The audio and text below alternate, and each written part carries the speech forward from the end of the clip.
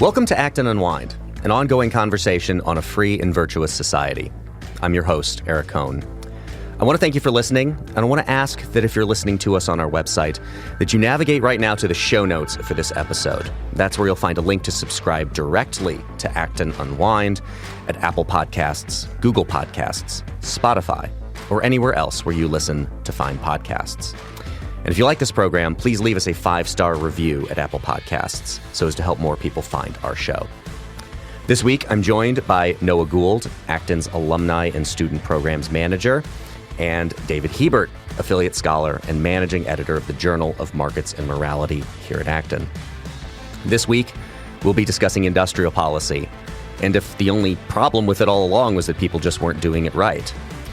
There's a new minimum wage law for fast food workers taking effect in California. The consequences there might be unintended, but they're also completely expected. And Sam Bankman-Fried has been sentenced to 25 years in prison for his financial crimes. Is this justice? But first, the topic that was unaddressed last week on our podcast, but has been squatting right here and refusing to leave, is this issue about squatters' rights that if you follow the news closely, you may have seen popping up on a semi-regular basis. To give you a little bit of background on this, there's a very good piece by Riley Stevens in the Dispatch this morning that we will put in the show notes.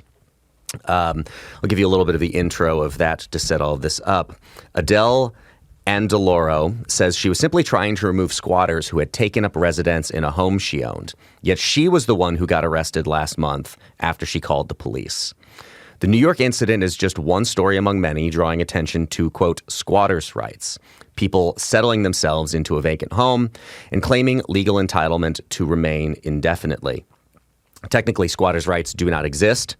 No law purports to intentionally protect squatters, and property owners theoretically have a constitutionally protected right to exclude unwelcome visitors from their property. Rather, squatters' rights refer to and often conflate two different things: adverse possession and the abuse of ostensibly legitimate tenant protections by bad actors. Under the traditional legal doctrine of adverse possession, occupying a property for a sufficient length of time can convey ownership. This is no new or novel policy idea. The basic concept can be traced all the way back to the Romans. But nor does it come into play in the vast majority of squatter cases featured in the news or on social media, because the requirements for adverse possession are typically steep. New York requires the adverse possessor occupy the land for 10 years. California only requires 5. Maryland requires 20. And there are usually additional requirements. In New York, the adverse possessor must produce documentation purporting to entitle them to the property, such as a deed they thought was legitimate but turns out to be invalid. Some jurisdictions counterintuitively require that adverse possessor act in bad faith, rewarding deliberate thieves, but not those who honestly but mistakenly believed they owned the land. California's relatively lenient 5-year minimum only applies if the squatter has been covering the property taxes. So as it notes in this intro, there's kind of a combination of things going on here. I think one of the interesting questions is this gets to a clear question of property rights, and how is it possible that people who do not own a property can basically show up, set up residence, and then become impossible to evict.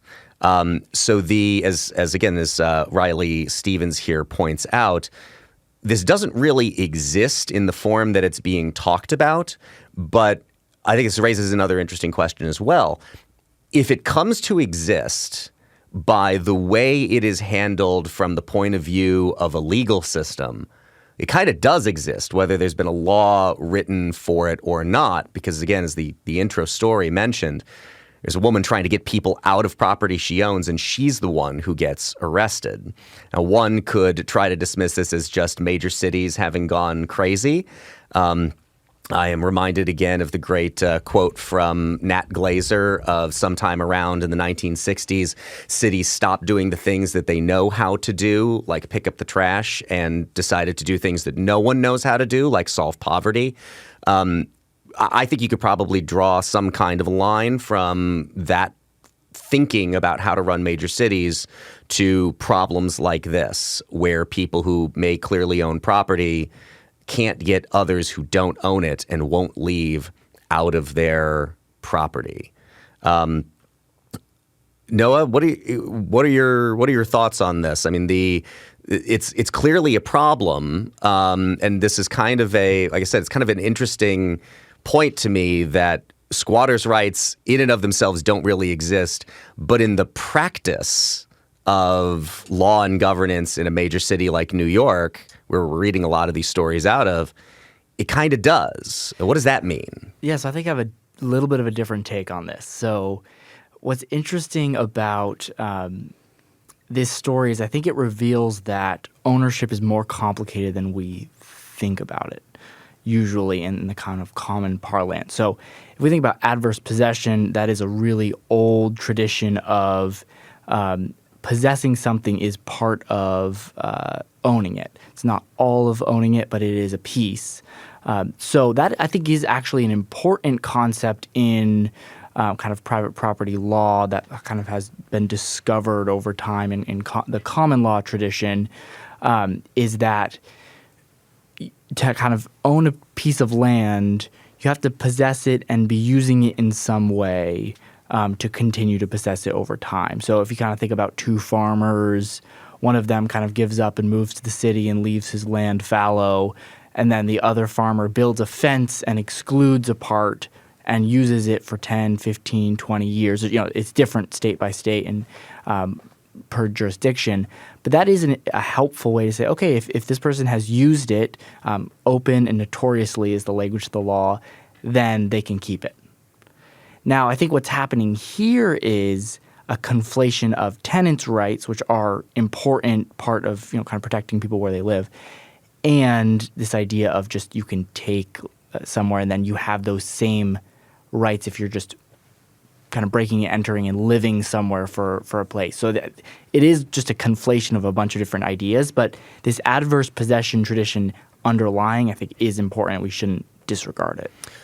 Dave, feel free to jump in on any of this, but as Noah pointed out, there's, and having lived in the city of Chicago for 15 years as I did, I'm aware of, fairly aware, rented for the entire time that I was there. There are a lot of protections for renters on that side of it. And I think from a kind of cultural conversation too, you do see this demonization of landlords. A great example of where people don't realize the value that, it kind of in the same way that we disparage middlemen all the time, because you look at it just kind of on a surface level and it's like, well, why does this person exist to mediate some kind of a transaction between me and someone else? And the answer from an economics perspective would be they're there for a reason. They're not there just because. And I'll throw this in real quick here just to give people an idea. If you're not familiar with some major cities out there, the extent to which that they protect the rights for people who are tenants and renters. The District of Columbia, for instance, has extensive protections for tenants under the Bill of Rights for D.C. tenants. You cannot be asked to leave simply because your lease expired. In most circumstances, existing tenants are protected and rent controlled, such that a tenant is more or less entitled to a new lease, and the landlord cannot increase the rent more than 2% or an existing tenant. On an existing tenant, and then only 10% when the apartment changes over. This is why many newer buildings try gimmicks such as 13-month lease with 1 month free, and that discount is prorated across the lease term such that the tenant pays a lower monthly rent while the landlord gets a higher nominal rent with which to calculate the rent-controlled increases. It creates the incentive to play these kinds of games. And maybe things don't often work out the way that they were intended when these laws were written. Yeah, I mean, I think these laws and the consequences of them, such that we're seeing today, are a perfect example of, an unintended consequence. Clearly, no one meant to say, hey, if you live in this house for a month, you can be guaranteed housing for the next 6, 12, 24 months without any consequences. Clearly, no one intended anything like that. And yet that seems to be some of the results. Now, thankfully, and I think it's fair to point this out, thankfully this issue is fairly small There's not millions of renters who are abusing this system left, right, and center.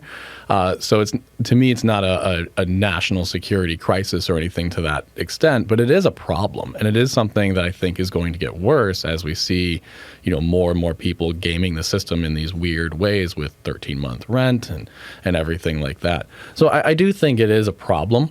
I'm not trying to downplay it or make it sound less severe, but, if this was in the thousands of cases per year, I'd be pretty surprised. But, it is a big problem. And it does speak to the difficulty of what is a property right? What does ownership actually mean? So when I was renting, I owned the right to live in the unit. That's true. I didn't own the right to change the thermostat, as I found out when I tried to do that once, and my landlord got really mad at me.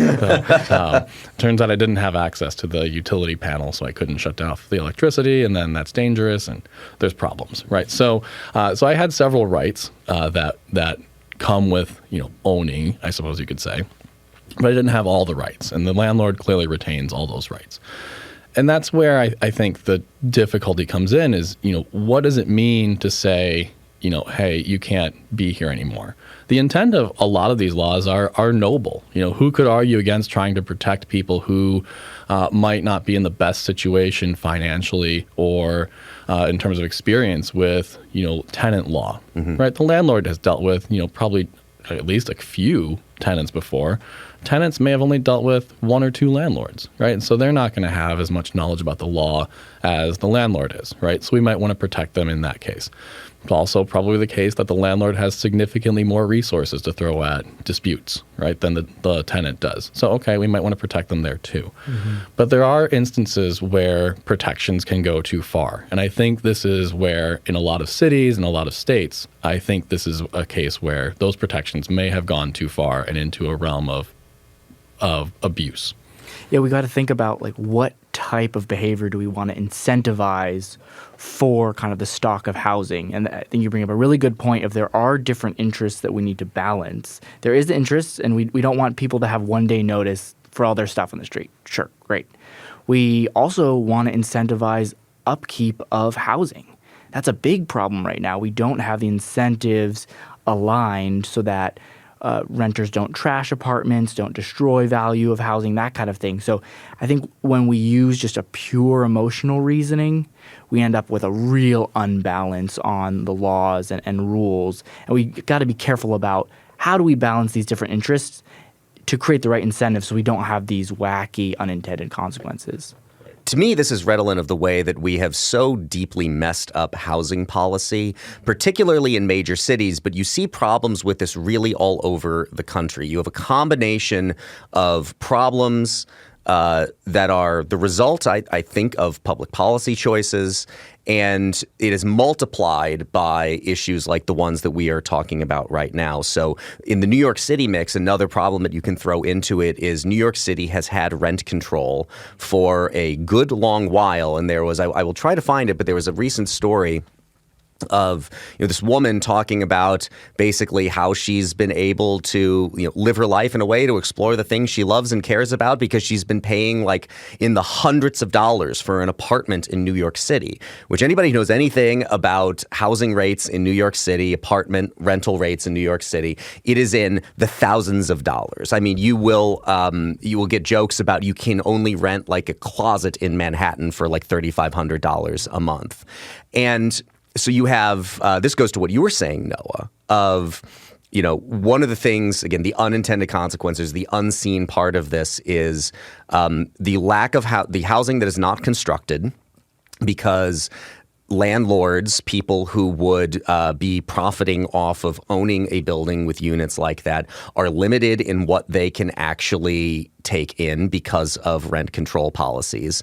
And talk to people who have lived in those kinds of units. On one hand, in most cases, they will acknowledge that, yes, it's fantastic that they know that their rent can only go up by a little bit from year to year to year, which also creates this weird thing in New York City where there are a lot of people, when they're shopping for a new apartment, do not look in the typical places you would expect. You used to browse on Craigslist or apartments.com. Do you know where people look?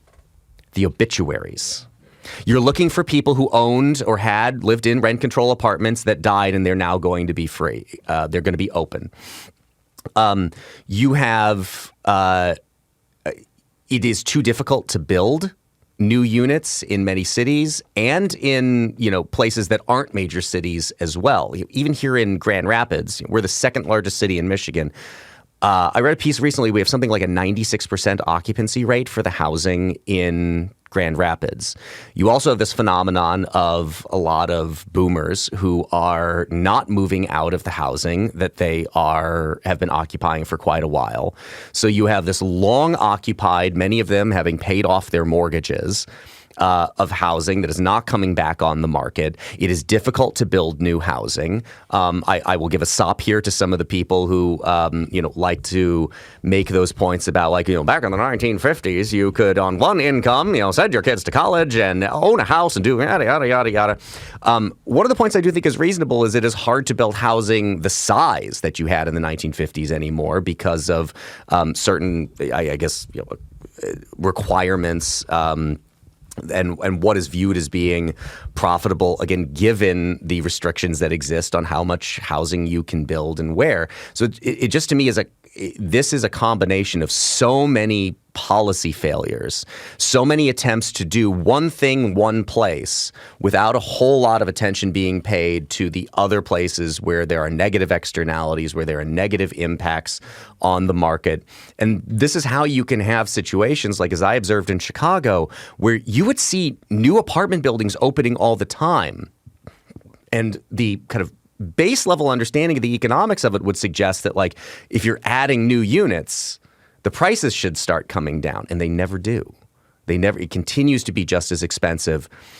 And the combination of laws by effect, as we noted, there aren't really squatters' rights, but this is a combination of kind of an adverse selection of public policy choices, continue to just make these markets messy and expensive when they don't need to be. But we've kind of chosen, but not directly, to have this kind of situation. Yeah, a great piece kind of grappling with some of the moral aspects, which I highly recommend, is Rachel Ferguson wrote a piece in Religion and Liberty Online.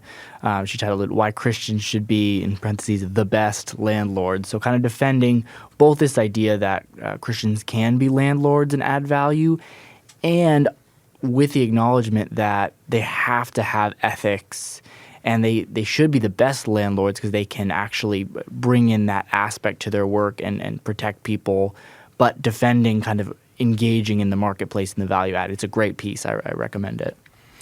We'll put that in the show notes so people can check it out. I want to move on because we're going to try to do some quick hits. We're going to try to get through 4 topics today on the podcast. So I want to move on to this piece that appeared in the Washington Post from U.S. Senator Marco Rubio, who represents Florida in the United States Senate, the headline of which is, Why I Believe in Industrial Policy Done Right. I'll give you a little bit from the beginning here. When I first came to Washington in 2011, industrial policy were dirty words. Democrats and Republicans alike viewed pro-manufacturing laws and regulations with almost religious suspicion. Today, that has started to change, although what replaces unfettered free trade remains hotly debated in Congress. I believe our country needs industrial policy to rebuild our manufacturing sector, which has suffered decades of neglect and unfair competition.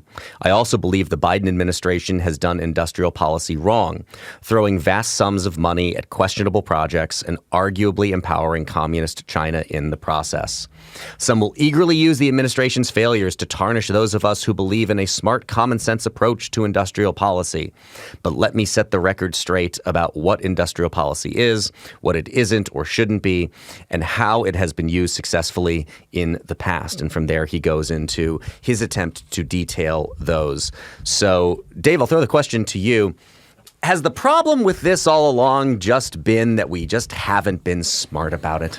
Right. So I always kind of get a little irritated at these kind of headlines and introductions where it says, hey, I support doing, what I'm going to call egregious policy move if it's done right, right? Or think about, anytime you've heard, we're going to use smart technology, right? Smart grids. I'm like, okay, so the other grids are dumb, other technology is dumb, and previous policymakers were dumb. Got it. Okay, got it. So everyone in all of human history has been wrong up until Marco Rubio, and so we're going to do it right this time, right? And so that's the thing that bothers me about these is the rhetoric is always, at some level unassailable and unimpeachable. Of course you want to do things when they're done right. That's a dumb statement, right? It's trivially true. The question that I think we should be asking is what would be good industrial policy, right? What would that even look like? And here I am again using the word good as opposed to, bad, right? Mm-hmm. And here's kind of the thing. Industry has changed in the world, right? We have lots of not new countries, but new technologies, new abilities. Places are getting wealthier.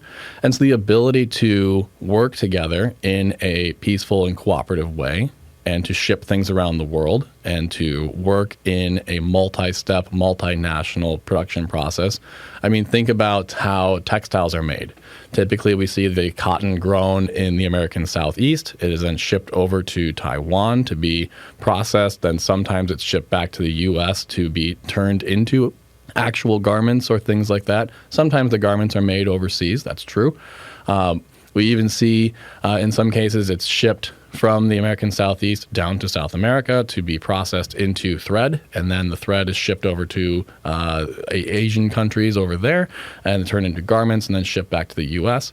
All of that is done because it's actually cheaper and it's actually greener for the country to do it that way too, and the world, frankly.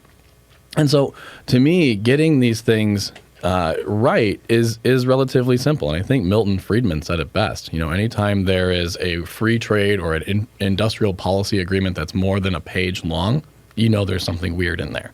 Right? It should be really easy. Do things that you are good at, be productive, sell it to people who can do things better, right? And there you go. That should be the easiest one.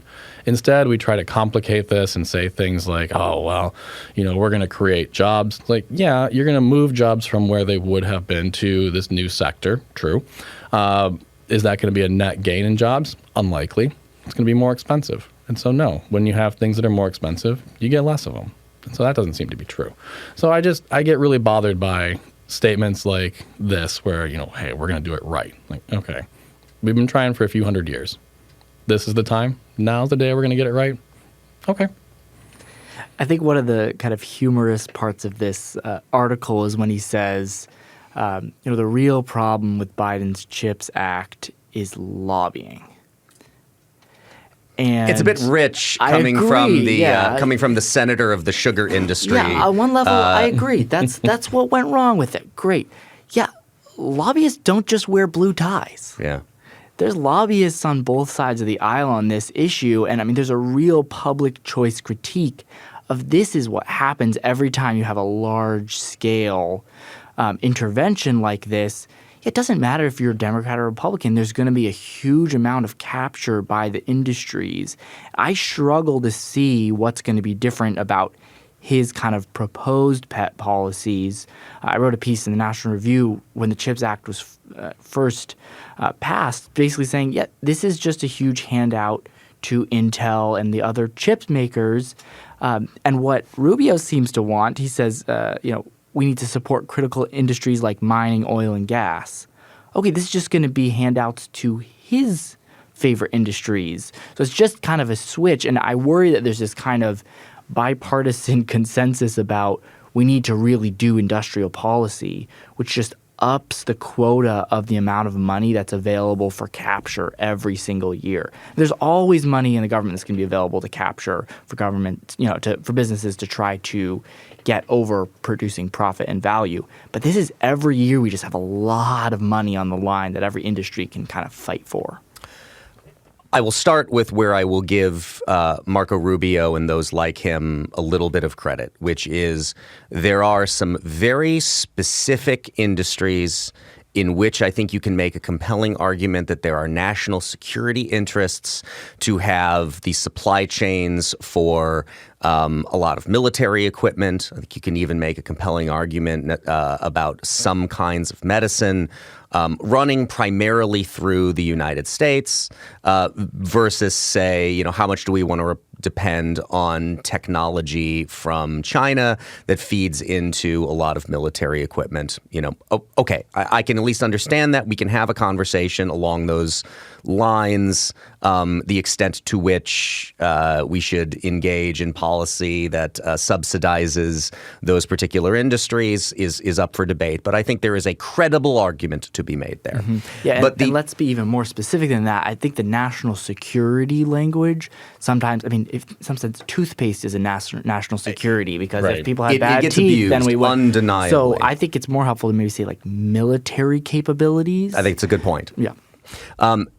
What this reminded me of is I'm going to give you a quote that you guys are either going to recognize or not, and if it's not, I will slap you about the head and shoulders a little bit later. Danny, there's a lot of badness in the world today. I see it in court today. I've sentenced boys younger than you to the gas chamber. Didn't want to do it, but felt I owed it to them. The most important decision you can make right now is, what do you stand for, Danny? Goodness or badness? This Judge Smailsian way of looking at economic policy as if the problem has always been, we made bad decisions up until now. It is hilarious to me that Rubio here is simultaneously judging people who are engaging in the same type of policy decisions but with different political agendas as just having their intentions were wrong. But his intentions are good, which of course means that his results are going to be good in his mind. This is one of the great mistakes of public policy in the history of public policy making, is to judge these things by the intentions of the people who crafted them rather than the actual outcomes that they produce. The irony here would be that, like, Rubio so clearly identifies that, the kinds of things that the Biden administration, or if you want to go back to when Marco Rubio was first elected to the United States Senate during the Obama years. Does anybody remember Solyndra and a lot of the green energy subsidies that the Obama administration was engaging in? What he's fundamentally pointing out is that he has a political difference in what he thinks is valuable. So in a way, he's being a little bit honest about what he wants to do here, which is I guess I could get Schmittian about it if I wanted to. He wants to reward his friends and punish his enemies. I've always appreciated the people who have come around lately who have been pretty nakedly obvious and honest about that point, that they want to reward people that they think deserve being rewarded, and they want to punish people that they think deserve being punished. It's honest. It's horrifying to me, but at least it is honest. The idea, and this is another one of those, you get the flags of these things, I think, very quickly and very early on. In the first paragraph that I read to you, today that has started to change, although what replaces unfettered free trade remains hotly debated in Congress.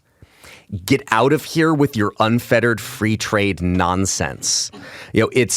I'm perfectly willing to have an argument about the current state of all of this stuff and recognize that the kind of policy that's being formulated is not the kind of policy that Marco Rubio would desire to see, if he is also willing to be intellectually honest about the idea that what we have, we have these, as you pointed out, free trade agreements that go on forever with all these clauses and all these different rules, which is not free trade. It is some managed form of trade. It is one of these red flags that similarly to how every time I hear somebody say market fundamentalism, I know I'm not engaging with somebody who's making a serious argument. There are very few people who are, this gets thrown at us at Acton, quite honestly, which just shows to me that people the people who are saying it haven't closely examined or even done a cursory examination of a lot of the work that we do here at the Acton Institute. There are very few people who are in any way meaningfully market fundamentalists, just as the idea that we have some kind of unfettered free trade is a joke. I'm happy to have this argument, but can we at least be honest about the parameters of it? Yeah, I think it's useful to think about, the debate about unfettered free trade. So in the U.S. and in other countries as well, there's a whole field of import tax engineering where the goal is to figure out how you can change a product ever so slightly such that it's taxed at a much lower rate. And one of the classic examples, and I hear this all the time, is women's clothing don't have pockets typically. Do you know why? Pockets come with higher taxes, and women are more willing to forego pockets and instead carry a satchel or a purse than men seem to be. If men suddenly woke up tomorrow and said, hey, we're going to carry a big bag around with us to hold all our stuff instead of putting it in our pockets, I bet you our pockets would become decorative just like theirs. The same is true for Truly and other forms of what I'm going to call it, like seltzer-based beer products or alcohol products. Those are technically beer. The reason why it's beer and not a vodka soda is because it's brewed with hops. Why do we brew it with hops? Because hops make it legally beer. Beer is taxed at a much lower rate. So the rise of things like Truly and all these other, new vodka soda tasting beverages is not surprising. It's an avoidance of taxes. That's all it's been. And that is a result of trade policy. And so what we're doing is, again, circling back to the discussion in the landlord debate, what you want to think about when you're enacting policy is what sorts of activities are you encouraging and what sorts of activities are you discouraging, right? I think, and maybe this is me being cheeky, that we should encourage productive activity that is in the service of others. I think that would be a laudable goal. But these policies that Rubio and others, right, and on the left and the right seem to purport or to advance, seem to be subsidizing or encouraging activity that maybe we don't want to see more of. Yeah, back to the point that I made, again, a little cheekily, but I will expand on just for a moment here before we move on. Marco Rubio is a regular and consistent proponent of the massive subsidies that the sugar industry gets, in part because of how concentrated it is in Florida, and that is the state that he represents. Okay, so if you want to dive into that issue, that is making things more expensive than they need to be. The necessity of subsidizing sugar? Really? Sugar? Okay, fine. Marco, you want to have this conversation? Let's begin by examining whether or not sugar subsidies are industrial policy done right. And I'm pretty sure you're going to find that is, oh no, that's one we've been doing right all along. Sure it is. And just a weird coincidence that it happens to benefit people who more or less live in your state and that you represent. So again, back to the point I made, I appreciate the people who are at least being willing to be honest about the effects of this and the parameters in which we should be engaging in it. I don't believe that Marco Rubio or some of the other people who are making these kinds of arguments are doing it. They're suggesting we can do it without any trade-offs, without any negative consequences of these policies. And nobody should take that argument seriously. Speaking of another case where you're getting a lot of negative consequences that were both predictable, but people are pretending to be shocked by, I'll read to you here from an editorial in the Wall Street Journal. California Governor Gavin Newsom's higher minimum wage for fast food workers takes effect Monday. This has been a couple weeks ago. On top of California's already high $16 minimum wage, the minimum wage for fast food workers will increase to $20 an hour, the highest minimum wage in the U.S. Minimum wage advocates parrot the claim that this is a win for fast food workers. They cite a few studies to argue that those workers will earn more and suffer no job losses, and that poverty will fall. But a growing body of research demonstrates that the small number of studies advocates rely on are flawed. The favorite study of minimum wage advocates, which is also the most germane to California's situation, is David Card and Alan Kruger's 1994 study of the fast food industry in New Jersey and Pennsylvania. This study claimed not only that there was no job loss when New Jersey raised its minimum wage, but also that New Jersey fast food employment rose substantially. On its own, this baffling conclusion should have been enough to arouse suspicion. Subsequent research I did, so this is a piece written by David Newmark. Subsequent research I did with William Washer established the data flaws from a poorly designed telephone survey were responsible for the dubious findings. Fast food franchisees' payroll records showed that fast food employment fell, with each 10% increase in the minimum wage reducing employment by nearly 2%. Again, we'll put that piece in the show notes for people to peruse. Dave, you're an economist. Why don't you unpack the economics around these kinds of minimum wage increases? Because we, on one hand, frequently do hear these kinds of arguments that, like, there are studies that show that the impact on employment is minimal, if not positive, or at least, there's kind of a non-existent impact on the total amount of employment here. But on the flip side, I think, people would. What strains credulity to me is when you take these arguments to what would be the logical conclusion. So, okay, if $20 is good, isn't $40 better? Isn't $80 better than that? And everybody will agree at some point that was like, well, that's too much. Okay, why? And they'll make the point that was like, well, it's more than people would be willing to pay, so you'd start losing jobs. Okay, do you think that applies, if not at least just marginally, to the kinds of increases that you're suggesting? Yeah, so minimum wage legislation is such a hot topic issue, and every labor economist at some point in their life will study it at least a little bit. It's one of those things that you can always find a new natural experiment to go test, and usually it'll get published because usually what you find if you do the study is you find that there's not a whole lot of unemployment caused by raises in minimum wage. Now, I have to caveat that heavily. And so this is also what happened in the Carden-Kruger paper, and also has happened in nearly every instance of this. First off, almost all of the studies focus on the restaurant industry. The reason for that is fairly straightforward. They typically have the lowest minimum wage because they can also be paid at the tipped minimum wage, not just the minimum wage for normal or non-restaurant workers. So they focus there. Second thing that you see is when the minimum wage rises, what you tend to find is far fewer workers getting, for example, overtime pay. But the same amount of work still needs to happen. And so what employers will typically do is they will cut hours for all of their employees to avoid hitting that 40-hour threshold and starting having to pay, time and a half for that. So they'll hire more workers because they need to have the same number of labor hours per week, but they need to make sure that none of their laborers get 40 hours because now that's, way more expensive. And so you do see in some instances in the very short run, workers or more workers being hired as a result of higher minimum wages. However, most people take home fewer dollars because they end up working fewer hours. And so you have sort of this conflating effect. In the medium to long term, what you end up seeing are changes in the composition of the workforce that is being employed. So I'll use fast food, as almost every study does.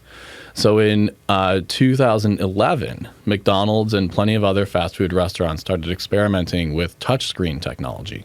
Right? Why did they start experimenting with touchscreen technology? Well, if you can have a touchscreen that allows you to set up a big kiosk in the lobby of your restaurant and allow customers to come in and order their food themselves, right? Now all of a sudden you don't need to have someone there to take the order, right? Okay. As the price of touchscreens have fallen, as the price of LCD screens and internet and ability to communicate between the terminal where the customer is interacting and the kitchen itself, as that all becomes cheaper, suddenly typing in an order becomes very easy if you can use it. If you can use technology to do it instead of a person. And so in the medium to long term, what you see as a result of minimum wage laws is this substitution away from hiring workers and toward hiring machines. I'll keep going with the fast food industry. So in the late 90s, it was very common to see someone filling up a basket of French fries and then putting that basket into the hot oil. Today, that's done by a machine. Right, there's an actual hopper that someone loads a giant bag of French fries, of frozen French fries into. That machine will portion it out into hoppers or into baskets. Right, then the baskets will move along a conveyor belt, go into the oil, right, come out perfectly cooked and dumped into the big receptacle where someone will scoop it and put it into the bag. Right. Well, that's 3 jobs right there that have been at some level eliminated by this robot. right? We see the same thing at drive-thrus. Next time you go through a drive-thru, watch and see if someone's actually pouring you your soda. They're not. There's a machine there. It even is fancy enough to, dispense a whole bunch of it, stop, let the bubbles pop, and fill it back up a little bit more and top it off. So now we don't even have someone topping off your drink. A robot is doing that. Look at grocery stores and other, mega stores like Walmart, all the other Meijer in our area. What do you see? Self-checkout lanes. Why? Well, because we all know how to use a checkout machine, right? And so now one person can do the job of 8, 12, sometimes even 25 cashiers. And so all of this is a direct result of two factors. One is the falling price of computers. There's no disputing that technology has gotten cheaper over the last 25, 30, 40 years. That's easy. But what's interesting to me is to see where is technology making the biggest inroads the fastest. And that is in industries that are primarily minimum wage workers. And it's in areas that are it's primarily in areas where minimum wage hikes are the largest. So New York City, San Francisco, Michigan, right? We're seeing these new things called, touchscreen kiosks at fast food restaurants popping up a lot faster. I was just making my way through from here to Georgia, right? A few weeks ago. We went to McDonald's because I have 2 young kids. Those McDonald's didn't have touchscreens. It was weird. Even my 4-year-old commented and said, "Daddy, where's the touchscreen?" He didn't call it a touchscreen. He called it a big iPad. But, such is life. But he's not wrong. He's not wrong. He's like, "Where are they?" I'm like, "I don't know. Maybe they're not here yet." Why? Well, we'll save that for a later date for Wesley. But it's to me, it's very clear. When you have a higher minimum wage, you're going to see employers trying to substitute away from workers and toward machines. The answer is simple. Machines are cheaper. They work 24 hours a day. You don't have to pay them overtime. They break down, sure, but you can fix them. I think to tie this into our last story with the Rubio piece, it's interesting in the California minimum wage bill, the kind of uproar about chains that have bakeries bake their own bread are exempted from this minimum wage rule. And the tie-in with Panera is quite interesting. Panera now claims that they will not, they will pay $20 an hour for their restaurants, but it's an interesting kind of public choice angle to this. Which stores, which restaurants are fast food? How do you count that? What do you do for a grocery store that has a restaurant inside it? Does that count? Right. So there's all these kind of little carve-outs that businesses are trying to make to try to kind of get away from being counted in this minimum wage. Another interesting angle is we're going to have a combination of lower take-home pay for the number of hours people work, but also there's a way in which some of these minimum wage laws end up passing some of the costs on to the consumers, not just on the kind of bottom line of the cost you're paying. But if you think about doing the self-checkout line, that is a type of labor that the buyer, the consumer, actually now has to do instead of the employee of the restaurant. Typing in your order on the McDonald's screen, going back and forth 14 times between all the options, that's a labor that you are doing instead of the employee. So there's also a way in which I think there might be a pushback from consumers on the ways in which labor has now been transferred to them. That is an interesting point, and I was actually thinking about it from the other perspective, which is anybody who orders, doesn't want to order just the fast food meal the way that it exactly comes. If you want to make any customizations, it is a way to reduce the error that comes along with it. Of course, the error can still be introduced from somebody making it wrong, but more often than not, that comes from somebody entering the order wrong or misunderstanding what you are asking for. This at least allows you to go through, customize it, verify what you want before pressing the order button on all of that.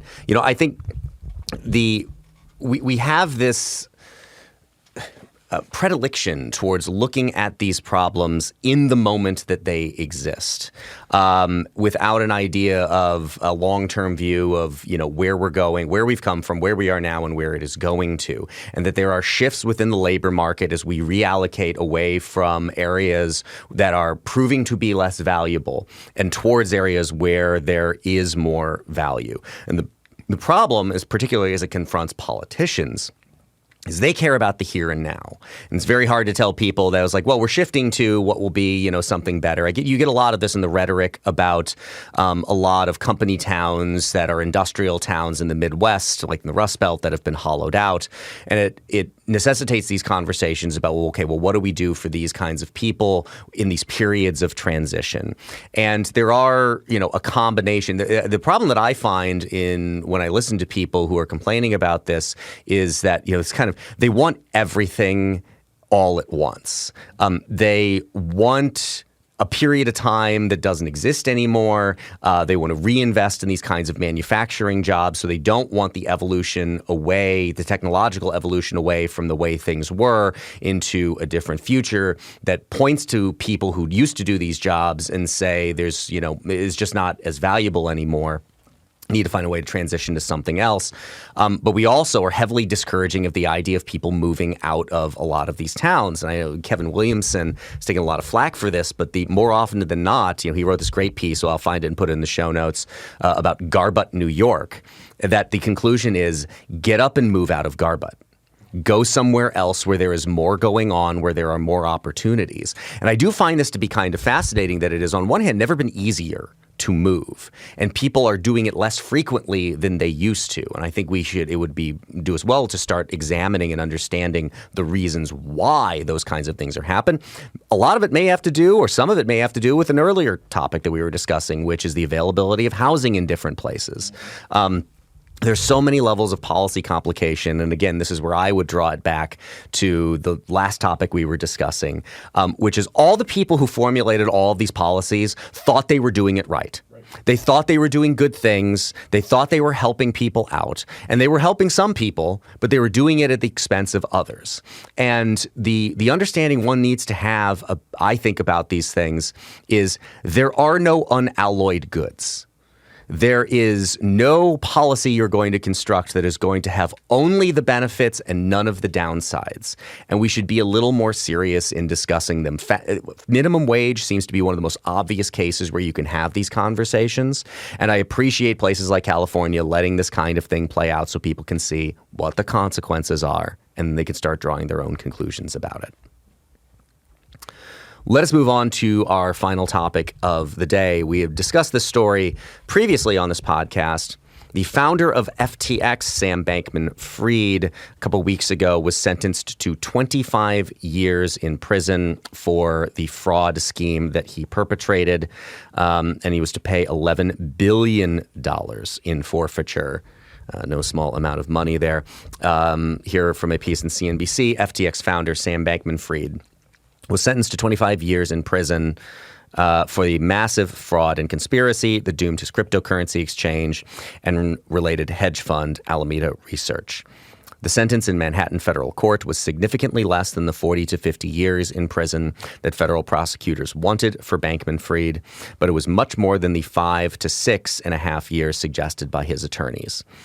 Quote, there is a risk that this man will be in a position to do something very bad in the future, Judge Lewis Kaplan said before sentencing the 32-year-old and ordering him to pay $11 billion in forfeiture to the U.S. government.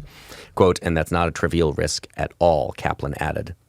Kaplan noted that he never heard, quote, a word of remorse for the commission of terrible crimes from Bankman-Fried. The judge said in his 30 years on the federal bench, he had, quote, never seen a performance like Bankman-Fried's trial testimony. If Bankman-Fried was not, quote, outright lying during cross-examination by prosecutors, he was evasive, Kaplan said. Noah, I know you followed this story pretty closely. 25 years. Does this seem like a justice to you? This was interesting for white-collar crime. It's somewhere in the middle of, Bernie Madoff. We had 150 years. Then recently, Theranos founder Elizabeth Holmes, only 11 years. So it's kind of somewhere in the middle. What's really interesting that came out in the sentencing is kind of the long arm of perceived moral power. He wielded moral power at his company. This is the story that he told all of his employees. We are doing this great thing for the world, and we're going to use this money to do, to do the best good that we possibly can, which justified all of these cutting corners, all of this outright fraud, stealing money, everything that happened there. I mean, it is billions of dollars of customer money that's just gone. And what was fascinating as we saw these statements come out from his friends, kind of petition the court, say, hey, here's a letter, character statement. A lot of people who were with him, who are employees, still thought he's well-meaning. They wrote these letters to the court. I read some of them. They say, hey, please, give him a lower sentence because he was well-meaning through all of it.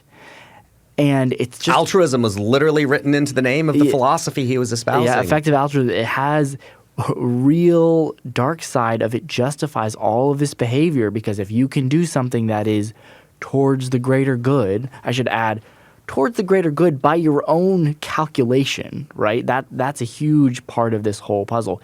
He was the calculator. He was the one who said, I have the moral calculus that I can give you, and we are doing good for the world. And we saw that right down to the wire. His team said they plan to appeal it, so we'll see. But it's quite interesting to see how people have still defended him up till the very end. What I have a hard time delineating as I look at this story is, on one hand, you see the kind of crimes that he was perpetrating. You see the things that he was doing. And you see people making those arguments like the ones that you were highlighting, Noah, where people think he's still good-natured, that he's still, kind of a good person, was trying to do good things. And I think there's also a compelling argument that he is a far more malevolent person than we're giving him credit for. I think part of what was implied in the defense of him is that, he's somewhere on the autism spectrum, that he's kind of got this, didn't fully comprehend or understand the implications in the way that he was hurting other people. I don't know how persuaded I am of that. I think especially if you read the letter that his mother wrote, who was a professor in the School of Law at Stanford, and their house had become this place where, on Sunday evenings, they would have these salon type dinners where they would talk about, progressive ideology. And, I think there's something to the idea that he looked at all of these people and he saw right through them. And he saw an opportunity to, using and adopting the kind of language that they would use to discuss their philosophy and the way they would like to see the world, to use that as a mechanism to take advantage of them, to get incredibly wealthy, and to do the kinds of things he wanted to do, thinking that there would be no consequences. Yeah, I mean, unless he comes out and says, yes, I was malevolent this whole time, I don't think we'll ever know. But the connection with his mother's work is fascinating, because she argues against the idea of moral culpability, or that people can really be held accountable to their crimes because everything is determined. So I think a Christian perspective on fallenness really is helpful, because if you think that humans are just perfectly good, then you can maybe dance around, oh, did he not intend? But we know that everyone kind of has, as Solzhenitsyn says, the line of evil cuts through the human heart. Mm-hmm. So we know that this is just the reality. So that of course, he doesn't have perfect motives. That is part of the whole. Maybe he thought he was doing some good for the world, but he also thought he was the arbiter of that good. Mm-hmm. And it was pretty cushy for himself, his family, and his friends along the way.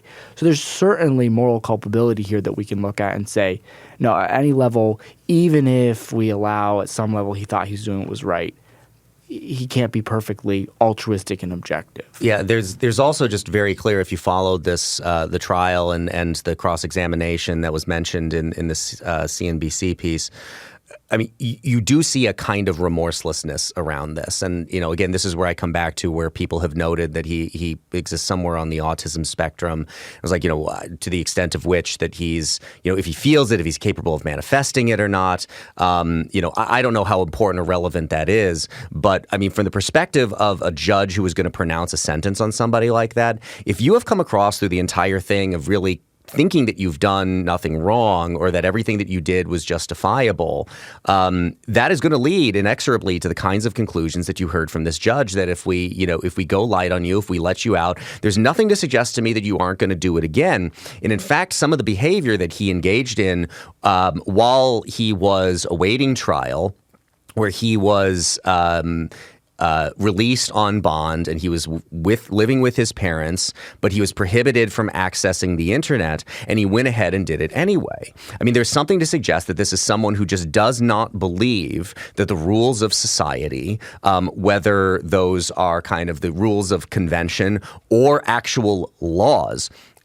apply to him in any meaningful way. In that sense, he becomes kind of this very, this unique story where you mentioned Bernie Madoff previously. And if you've read in depth about the Madoff story, you can also see this pretty well played out. And there have been a couple of movies that have been made about it where you see. Again, you don't want to come away sympathetic to Bernie Madoff here. This is a man who perpetrated an awful crime on a whole lot of people.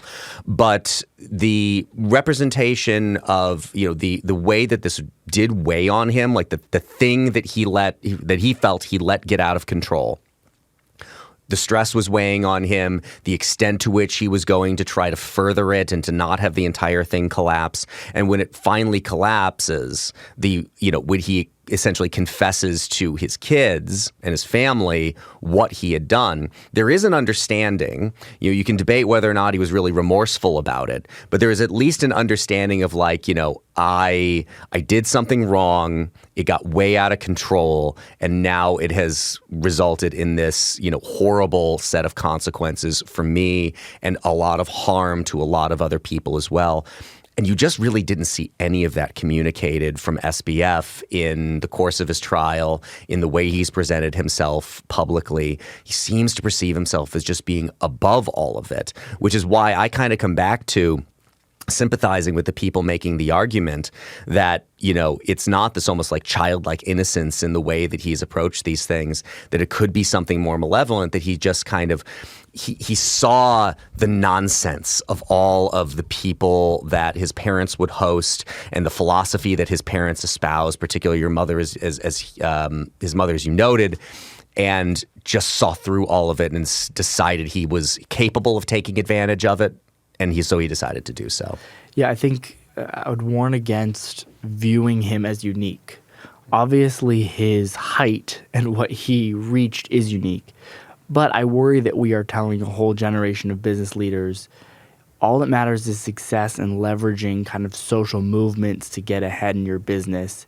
And we don't have any kind of old-fashioned business responsibility that's just, hey, run your business well, make money, serve customers, and that's what you need to do. Instead, we have this kind of grand vision of business as all these different social problems, or really just pet political projects, and then you miss kind of the responsibility. So I think if we could stop viewing all these different business frauds, because they're mounting, there's a lot of them now, as unique and outliers, and start seeing them as a part of a pattern that we need to kind of start thinking about the culture of business differently. That would be a really good outcome of this story. Let's call it a wrap there. Thank you for listening to Acton Unwind. If you're listening to this podcast on our website, please look in the show notes where you'll find a link where you can subscribe directly to Acton Unwind, or just search Acton Unwind on your favorite podcast app. Also, please rate and review us on Apple Podcasts, 5-star reviews only, so that more people can find this show. Thanks to Noah. Thanks to Dave. For the Acton Institute, I'm Eric Cohn. We'll see you next week.